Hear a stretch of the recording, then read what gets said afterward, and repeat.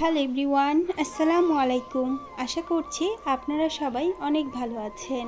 আলহামদুলিল্লাহ, আল্লাহর রহমতে এবং আপনাদের দোয়ায় আমরাও ভালো আছি। আমার চ্যানেলে নতুন হয়ে থাকলে চ্যানেলটিকে দয়া করে সাবস্ক্রাইব করে দিবেন, আর ভিডিওটি যদি ভালো লেগে থাকে একটি লাইক দিয়ে দিবেন। আজকে সকালে ঘুম থেকে ওঠার পরই দেখতে পারলাম বাইরে হালকা হালকা রোদ উঠেছে, তাই আর দেরি না করে ময়লা কাপড়গুলোকে মেশিনে দিয়ে দিলাম পরিষ্কার করে নেওয়ার জন্য। কাপড়গুলো একদিক দিয়ে ধোয়া হচ্ছিল, অন্য দিক দিয়ে আমি ঘরটাকে গুছিয়ে ঝাড়ু দিয়ে নিচ্ছিলাম। আর আজকে যেহেতু আমার মেয়ের স্কুলটা বন্ধ, তাই তারা দুই ভাই বোন ঘুমাচ্ছিল। তারা এখনও ঘুম থেকে উঠে নাই। তাদের আগে ঘুম থেকে উঠে আমি আমার টুকিটাকি কাজগুলোকে করে নিচ্ছিলাম। একটা পেঁয়াজ নিয়ে নিলাম, এই পেঁয়াজটা দিয়ে আমি ডিম ভেজে নেব। রাতে অনেকগুলো ভাত রয়ে গেছিল, ভাতে আমি পানি দিয়েছি। ডিম ভাজাটা দিয়ে আমি সকালের নাস্তায় আজকে পানি ভাত খেয়েছিলাম। খাওয়া দাওয়া শেষ করে আমি এখানে রান্নাটা করে নিচ্ছিলাম। আর আমার ছেলে মেয়ে দুজনেই ঘুম থেকে উঠে পড়েছিল, তাদেরকেও তাদের নাস্তাটা খাইয়ে দিয়েছি। আজকে আমি রান্না করব হাঁসের মাংস। হাঁসের মাংসটা রান্না করার জন্য এখানে আমি অনেকগুলা পেঁয়াজ কেটে নিয়েছি। পেঁয়াজটা আমি ভেজে নিচ্ছিলাম, সাথে লবণ দিয়ে দিলাম, আর এখানে দিয়ে দিলাম কিছু গরম মশলা। যেহেতু হাঁসের মাংসটা আমি একদম ভুনা ভুনা করব, তাই পেঁয়াজটা আমি বেশি করে দিয়েছি। গ্রাম থেকে আসার সময় আমার মা হাঁসটা কেটে ভালোভাবে পরিষ্কার করে তারপর দিয়েছিল। আর অন্যদিকে আমি ভাতটাও রান্না করে নিচ্ছিলাম। মশলাটাকে আমি ভালোভাবে কষিয়ে নিচ্ছি, আর আমার কাপড়গুলো ধোয়া শেষ। মশলাটা কষানো শেষ করে আমি এখানে ছাদে চলে যাব কাপড়গুলো মেলে দেওয়ার জন্য। সবগুলো কাপড়কে আমি ছাদে রোদ দিয়ে দিয়েছি, কিন্তু রোদে দেওয়ার পরই রোদটা চলে গেল, আকাশটা পুরো মেঘলা মেঘলা হয়ে গেছে।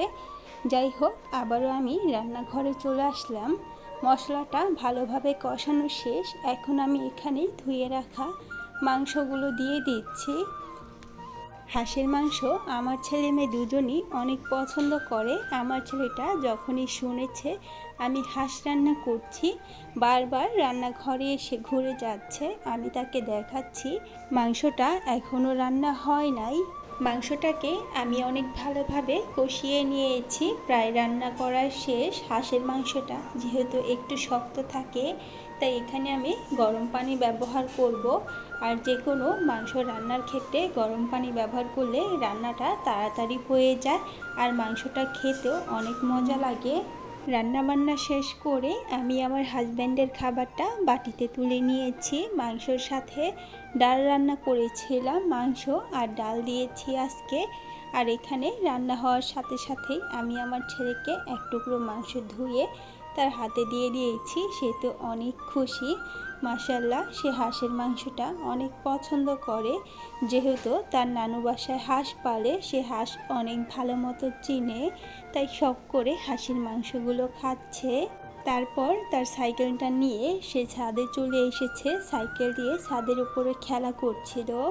আর এই বাসায় যেহেতু কাজ চলছে, তাই ছাদের উপরে কাজের অনেক জিনিসপত্র রয়েছে। ছাদে সে একা একা খেলা করলে আমার ভয় করে, তাই তার সাথে আমি দাঁড়িয়েছিলাম আর সে খেলা করছিল। আর অন্যদিকে আমার মেয়েটা আজকে ঘর গোছাচ্ছিল। বিছানাটাকে ভালোভাবে পরিষ্কার করে নেওয়ার পর সে বালিশগুলোকে সুন্দরভাবে গুছিয়ে রেখেছে, আর এখন ঘরটাকে ঝাড়ু দিয়ে নিচ্ছিল।